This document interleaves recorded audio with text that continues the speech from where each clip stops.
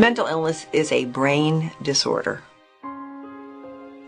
We have multiple organs in our body, and the brain is an organ.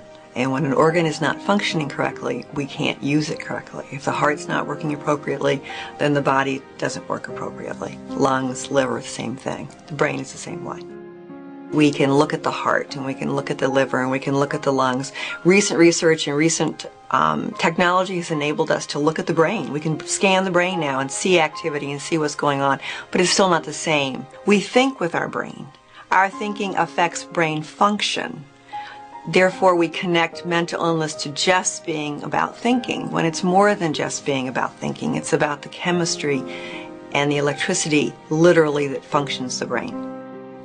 Mental illness, mental wellness, and mental illness is on a spectrum. It's not simply category A, B, C, and D, and that's it. It's a spectrum. So depression can be worse or better. Anxiety can be worse or better. Paranoia can be worse or better. There's lots of things within this term we use of mental illness that is on a very wide spectrum.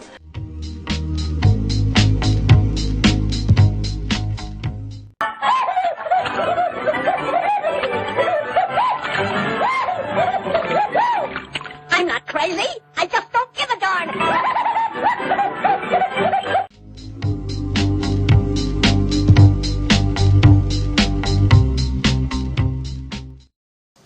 And bring mental illness out of the shadows.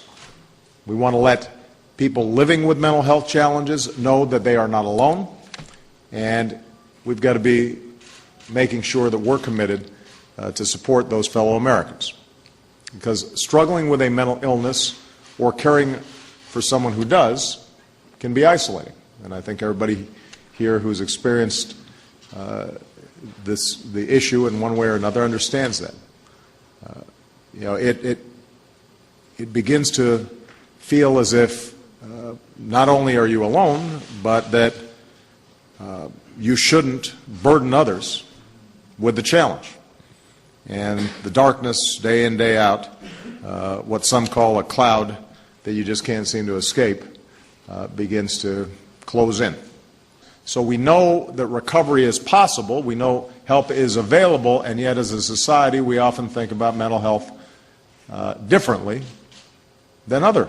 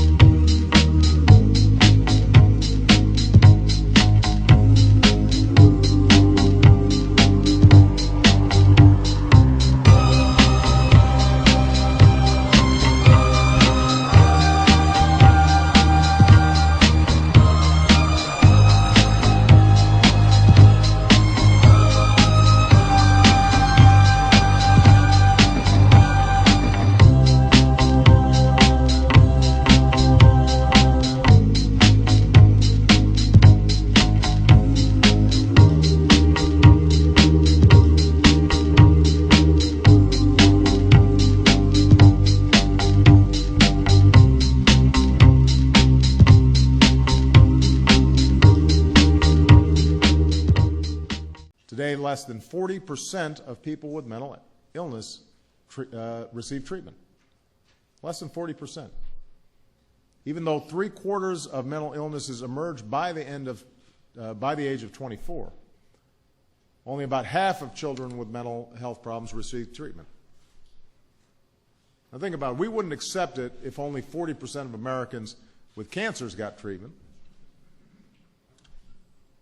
We wouldn't accept it if only half of young people with diabetes got help. Why should we accept it when it comes to mental health? It doesn't make any sense.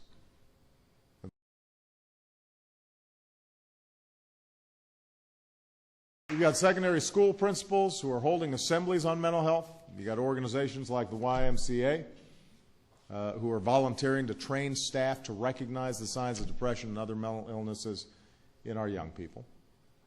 You got leaders from different faith communities who are getting their congregations involved.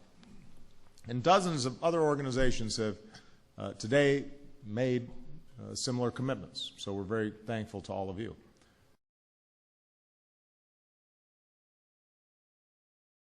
Sure, the mental health services you get through your insurance plan at work are covered the same way that physical health services are.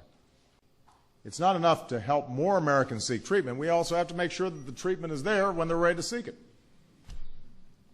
For years now, our mental health system has struggled to serve people who depend on it. That's why, under the Affordable Care Act, we're expanding mental health and substance abuse benefits for more than 60 million Americans. New health insurance plans are required to cover things like depression screenings for adults and behavioral assessments for children. And beginning next year, insurance companies will no longer be able to deny anybody coverage because of a pre-existing mental health condition. We're also investing in science and basic research to make it easier to diagnose and treat disease early. And earlier this year, I announced an ambitious initiative to develop tools for mapping the human brain, which could help scientists and researchers unlock the answers to conditions that affect mental health. Now, for many people who suffer from a mental illness, recovery can be challenging. But what helps more than anything, what gives so many of our friends and loved ones strength, is the knowledge that you're not alone. You're not alone. You're surrounded by people who care about you and who will support you on the journey to get well. We're here for you.